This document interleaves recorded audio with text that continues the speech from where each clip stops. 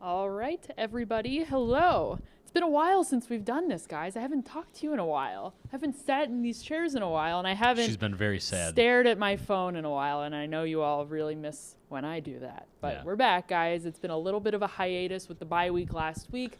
Not a whole lot to update you guys about last week. We decided to take some much-needed time off. When are we ever really taking time off? But took a little bit of a break, and we're back with you guys this week as the Packers take on the Seattle Seahawks at home on Sunday. We will be there, and of course, all this week we will be getting you guys ready for the game with lots of stories over on PackersNews.com, videos, and of course, our daily live stream. So, Jim, how are you? What have the people out there missed with our Jim Owczarski over the last couple days? I'm good. It has been nice to get a bit of a breather, if you will, but that's all it is.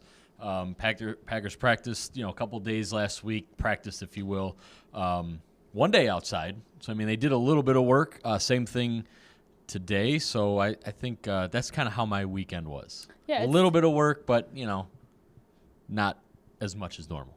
Sure, but not nothing. Right. And today was not nothing either. It was a shorter practice. It only seemed like they were out there for maybe an hour or so.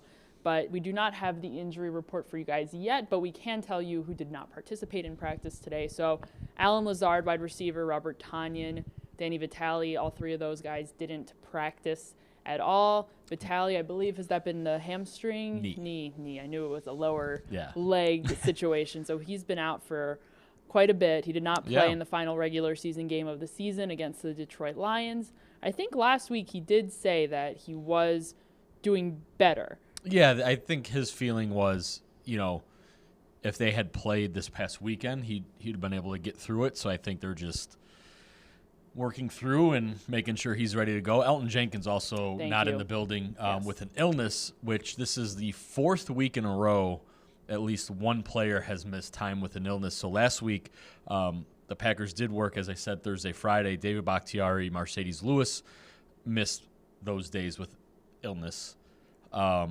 Alex Light, unfortunately, we discovered is probably patient zero. He was the first guy out the week of the Minnesota game. Jay Kumro missed a practice with an illness the week of the Lions game.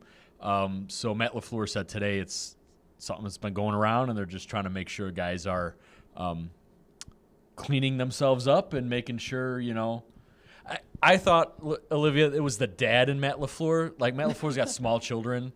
So it felt like, to a degree, he's like, don't put your fingers in your nose and then, stick them in your brother's mouth. Football players don't do that, I don't think. But, that's basically, he was just like, guys, want to make sure they are healthy and cleaned and whatever, so they're ready to go Sunday against the Seahawks. Yes, he did say that he wanted the guys to be on their best hygiene practices. So whatever that means, read into it what you will. Perhaps you read into it exactly what Jim just said. But inherently, locker rooms, meeting rooms, weight rooms, they're disgusting. Yeah, it's shared spaces, and look, that's where, let's face it, when we all get sick, we're in a small office as well. It's like if you're at home with, whether it's school, your cubicle, whatever it may be, that's what happens. So fortunately for the Packers to date, they haven't had a bunch of guys wiped out. That's happened at various spots around the league over the years, Olivia. So they haven't had to deal with that, at least. Yes. So, all right, guys, let's get to some of your questions over on the Facebook page. We'll start with Daniel. Not a question, just a very strong statement. He says, no one is beating the Packers at Lambeau. No one. Not one team. That's a statement. Not one team, but not the Seattle Seahawks, of which the last several contests between the two teams, the home team has always won. What does that say about that matchup there? Every team is different. I don't think the past has any bearing on this Sunday, even if some of the players are the same. I think it just means in recent history, these are two good teams, and things like traveling 2,000 miles might make a difference. And I think we'll see more of the same Sunday. I'm sure it'll be a close game. I do think the Packers will win. If any of you all follow me on Twitter or listen to the podcast, you probably have an idea of why I think that is already. But, I think the home team, even last year, the Packers were not a good team and arguably could have, should have won in Seattle. That's just how these games have gone, it feels like. So, Jim, you've been pretty emphatic between the Seahawks and the Philadelphia Eagles, who played each other last night. You've been pretty emphatic that the team that the Packers did not want to see was the Philadelphia Eagles. I'm assuming you meant the Eagles with Carson Wentz and not without Carson Wentz. But I think even if they would have somehow won, Wentz would have been back anyway this week, and that would have only further proven my point. The Eagles, and it's funny because whether it be the podcast or social, whatever, people are like, oh, the Eagles, who's playing for them and what? But that's like the point. Like they had figured something out and knew how to win, and were rolling for the third straight year with a really good head coach. Whereas I think Seattle, I think there's just some flaws there, and mainly, and I'm sure we'll talk about this week, Olivia, is I think to come in Saturday, I'm assuming they'll come in Saturday, that's going to be 7,500 air miles and about 10 to 12 hours on a plane for the Seahawks in 2 weeks. Wow. Like that, I mean, there's a reason home field matters, going back to the first statement. And I think that's one of the reasons why, the Packers have an advantage. Yeah, I hope they have their frequent flyer they fly codes. Charter. Sure, but in theory, it would Do you be think nice you still to get those. points? Like if you're a player and you fly like United Private, like on a charter, can you?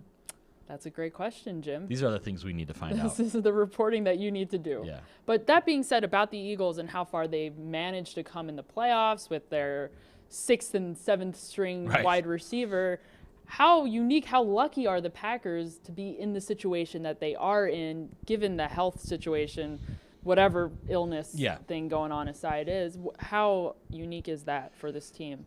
Well, specifically for the Packers, it's very unique. I mean, last year, how hurt were they? And even during some of their better seasons, the 16 playoff run-the-table year, the 14 year, I want to say even 2010, they suffered a bunch of injuries before getting hot late.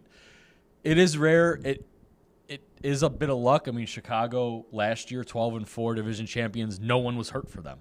This year did not go that way. So I think it's another reason why, not that they'll win, because you can't predict that necessarily with health, but that it's a year to take advantage, because you just don't know. Next year could be a year with fluky injuries, broken collarbones or whatever.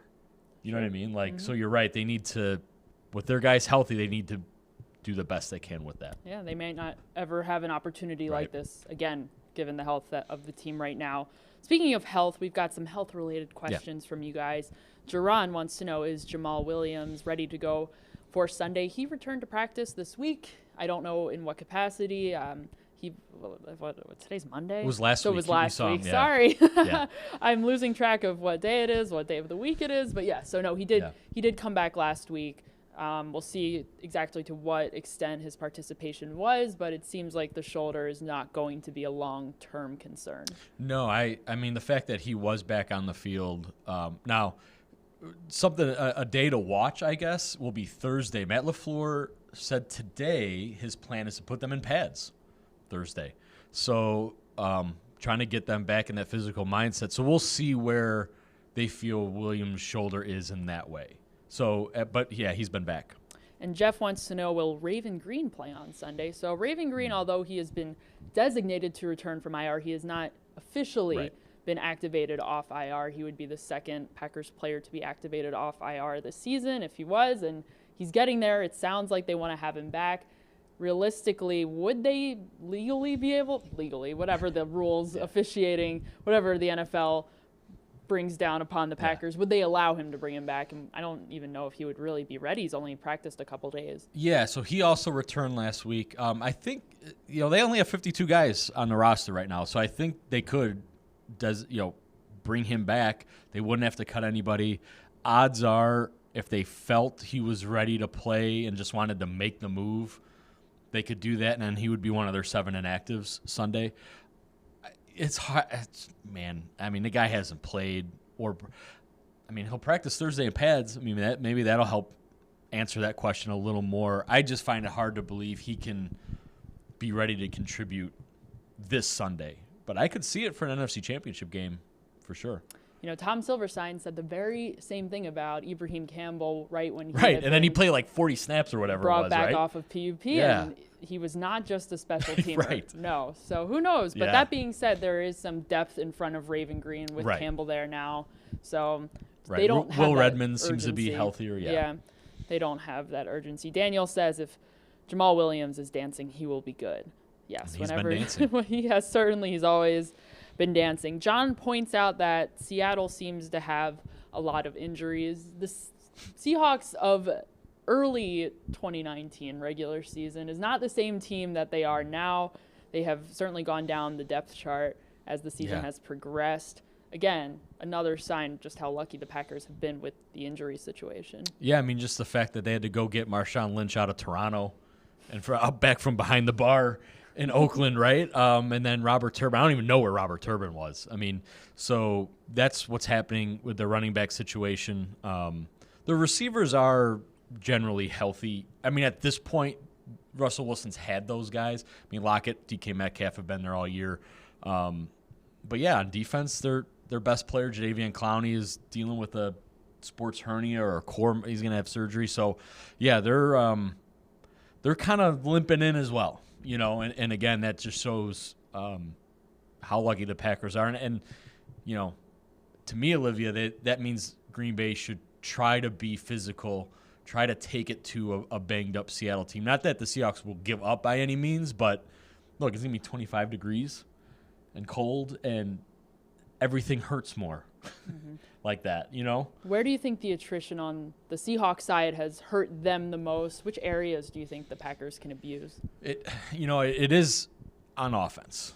I think the Seattle finishes the number 4 running attack in football, and that was after a season finale where Marshawn Lynch gave them like a little bit, Russell Wilson. So those guys aren't explosive runners anymore. They're not. You can't just give it to them and let them set the tone. So I think it allows Green Bay to dictate to Russell Wilson, either keep him in the pocket or play coverage. And so I think that's where Green Bay could take advantage of it, where the idea of make Russell Wilson beat you. But I think if you don't really have to worry about an explosive running game, Olivia, I mean, that's a one-dimensional team, which is inherently easier to defend for as good as Russell Wilson is. So I think that's been the biggest issue for Seattle coming in here. All right, speaking of the Seahawks offense, Tom wants to know, will the Smith tandem be able to keep Wilson in the pocket?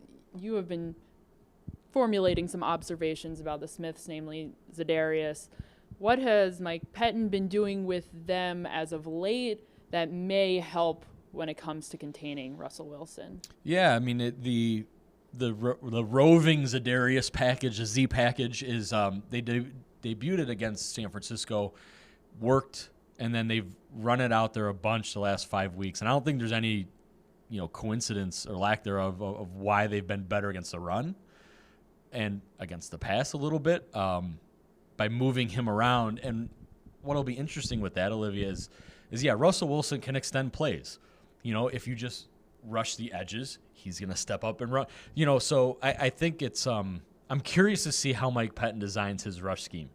Like, is it just go get him? Is it have those kind of 5 guys create like a horseshoe and then you send pressure elsewhere like the Eagles did with Malcolm Jenkins? Now, they took some risks and it burned them, but do you send a Jamaal Williams or an Adrian Amos or Darnell Savage Jr. at them because your other 5 can occupy? You know what I mean? So it'll be – I think the lack of their running game could allow Pettin to be a little more creative with that. All right, we'll flip it over to the other side of the ball. Josh says he's concerned about the Packers' offense going to the playoffs. Are we concerned? I guess we're never concerned about anything, but should the Packers be concerned about their offense? Aaron Rodgers said it himself. The offense is what it is. There's really nothing else to it. They have the guys that they have. We have seen more or less everything that the offense can be, which can be good at times, but also can be underwhelming. And a large part of that is Aaron Rodgers' receivers and what he's working with. And it can also be, as Ryan Wood explained in his story, when Aaron Rodgers is he is trying to make an extended play, the scramble drill, whatever. Yeah. It just isn't going well for them. That story's over on Packers News. If you have not read it yet, I highly suggest it. It is very exhaustive as to detailing why Rodgers has seemingly struggled in the passing game, especially on some of those extended plays. So, yeah, gosh, this offense, what more can they show? Can they show anything more? Is being what they are enough to beat Seattle? Yeah, being what they are is enough to beat Seattle. And I don't think, like, what's concern right now? Like, would concern be that they can't score 23 points or 21 points? Because that's just what they do. You know, I don't see, you know, you're not going to see trick plays. You're not going to see stuff look amazing. I mean, when the quarterback says last week, to your point, Olivia, you know, timing isn't going to get better. I mean, an extra couple days isn't going to change that. So I think Packers fans have to set that expectation a little bit. I mean, maybe the only difference is, Olivia, if they right away establish Aaron Jones and they don't kind of wait around for that, like they have at times where it's kind of like, oh, finally we'll get it to 33. You know, maybe if they just start running it and doing that from the very beginning, the first series, take it to them. Don't worry about a matchup with Devontae Adams in whatever corner, which they fall into. So maybe, I guess if there's a concern, that would be it. After 2 weeks off, Aaron Rodgers wants to take advantage of Devontae Adams, and it kind of bogs things down from the start. That could be a problem. We'll see. I think we've seen less of that as of late. I think LaFleur at least has been better at sticking with the run and being more patient about it, as opposed to some earlier in the season where we saw him get burned a little bit more by making decisions, abandoning the run game. Yeah, I think the Detroit game being the last one the fans have seen maybe leaves a sour taste. Perhaps. Because they kept trying those deep shots that just weren't happening and weren't connecting. Now, I guess you could argue, it was indoors. The talent gap was enough where the Packers could do that and still win. I don't think they can do that against Seattle. So you're right, Matt. You know, they have in an undefeated month of December, Aaron Jones has had more of a immediate and continuous impact. Yes. All right. I think that's going to do it for us, guys. No Mike McCarthy questions. No, I actually didn't. Like, I don't think I saw a single Mike McCarthy question, guys. Fine. People are over it. Maybe I missed it. It's but old news. I'm doing it's crazy. It was several hours ago, so it has been a little right? while. People don't care. I think people, if it were different, maybe if the record wasn't 13-3, if the Packers weren't where they are right now, second seed in the playoffs this year, I think it might be different, but I think people are pretty happy with what they have right now. Yeah, no, and then actually, if you are wondering, Dallas would not be on the schedule until 2021. Yep.